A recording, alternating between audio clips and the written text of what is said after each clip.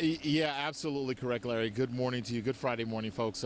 Just want to tell you a little bit, just in the last few seconds, a couple walked by with their dogs. They're evacuating. We saw a person who is actually a relative of someone who lives in a house right there, right in front of where those cones were.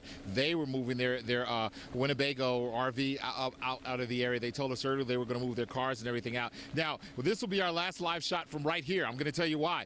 Because there is, first of all, down there, Riverside Drive turns into Riverside Lake, if you will. We're right here off of Mountain Island Lake, and down past those police cars, those emergency vehicles, it's flooded. It's totally flooded. We've seen a unit, a high water unit from the National Guard that got stuck because of a culvert, but the water was all around that unit. That's just to tell you just how bad it is here. But the future problem that we have is the neighbors had told us that several neighbors have said that the cars and things we saw that were moved to higher land, the reason they moved to that particular perspective is just right about, I'd say, a football field away from where we're standing right now.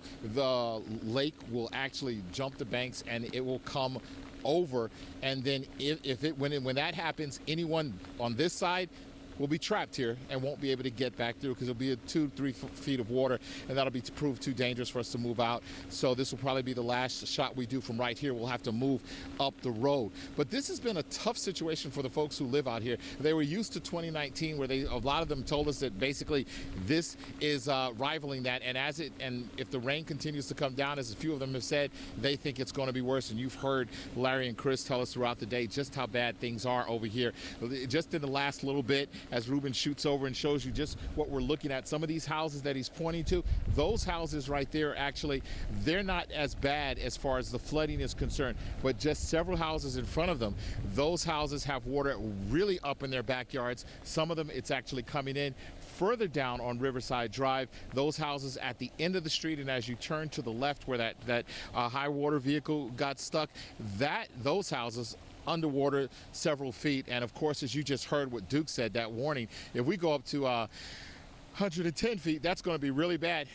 How you doing this morning? So we're actually seeing more and more residents evacuate this area. They've asked folks who are here, if you're still in these homes and they're close to this level, to get out. That's the good advice they're telling folks. They want you to be safe, and even those folks who are veterans know that this is something they haven't seen since 2019, and they're saying that this looks like it could be worse. So we're going to wrap it up so we can get to another location a little bit safer, and I'm sure that these emergency crews will be moving up too, just to make sure that they're safe so no one gets stuck right here in this area that we're standing. And that's the situation right here over for Riverside Drive. I'm going to send it back to you, and we're going to drive just a little bit, and we'll be back. We're going to be here all day. We'll keep you posted on what's going on here, but we're going to get to safety.